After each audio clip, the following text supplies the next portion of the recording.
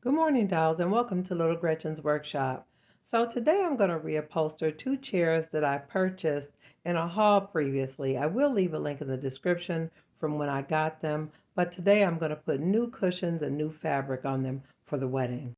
Now, dolls, changing the cushion on this type of chair is a lot easier than reupholstering a wingback chair. You just remove the cushion in the back and create a template, but I always struggle with the removal. For some reason, every time I forget that I need to use something warm to heat up the glue to soften it so that I can remove it without this type of struggle. I learned a long time ago that it's best practice to use a blow dryer or some type of heating element to soften the glue before you try to pull things apart.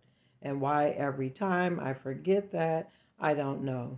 But I finally remembered the wonderful hack that I actually got from Shira on Queen City Minis. She uses her heat gun, but I don't have a heat gun, so I use my blow dryer. Now, you will need to take your time with this. It definitely took longer than what was shown in this video, but after you allow the heat to warm up and loosen the glue, it makes it a whole lot easier to remove the cushion with a whole lot less struggle.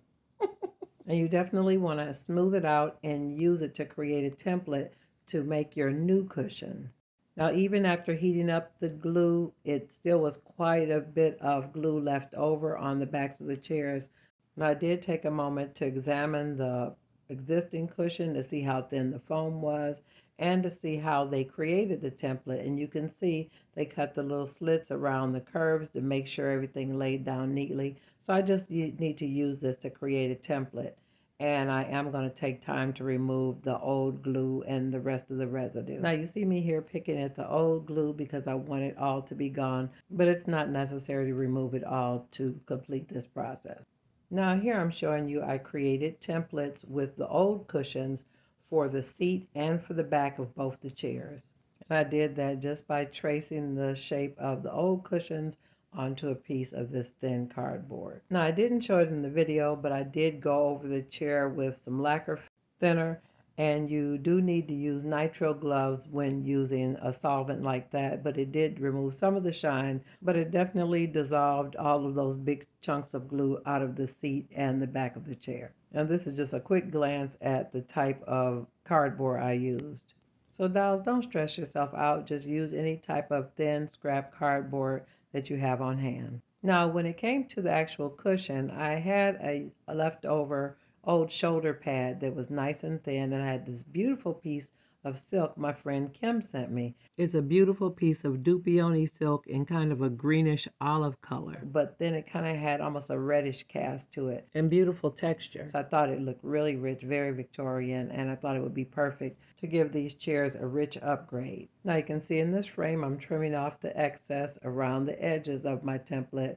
Now keep in mind the cushion is sandwiched between the fabric and the cardboard, and I cut slits in my fabric, and then I'm pressing the slits directly into the glue.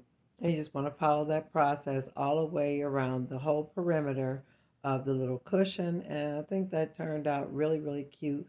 Now you're going to have to shape it and kind of contour it to the back of the chair because this chair has a bent wood on the back, so I have to kind of break down the fibers of the cardboard to make it bend so that it will contour nicely. Now the little part where the back goes has a little border around it, so I kind of have to press it in so it fits into the little indentation. Now here you see me going around the edges with my little needle tool, kind of pushing the cushion down into the little indentation or the depressed part of the chair to make sure it fit almost like a bezel inside of the back of the chair. Now here I am doing the same thing for the seat of the chair, trimming off the excess around the edges of the piece that I cut. And again, here I am cutting little slits around the fabric so that I'll be able to fit it neatly around the curves as I glue it and fit it around the edges of the cardboard. And then I pressed the little flaps into the glue little by little until it was complete. Now here I'm going to show you one more time on this one, taking it, holding it in the center and laying the pieces into the glue. And when I was done, this is what my bottom cushion looked like. And I was really pleased. It turned out really nice and I really love the fabric. So let me show you my first completed chair.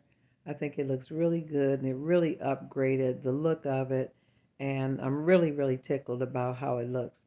Now, I showed you how to create the cushion, but let me show you how I fit it into the chair. Now, this is just a picture of me spreading the glue onto the back, making sure the glue went all the way around to the edges of the borders of the inside of the back.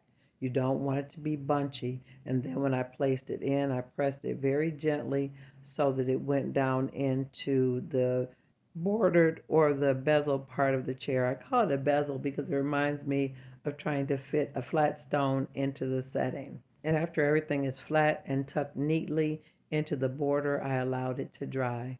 Now, adding the cushion or the seat was a lot easier. It wasn't necessary to fit it around anything. It was actually cut exactly to the shape of the seat.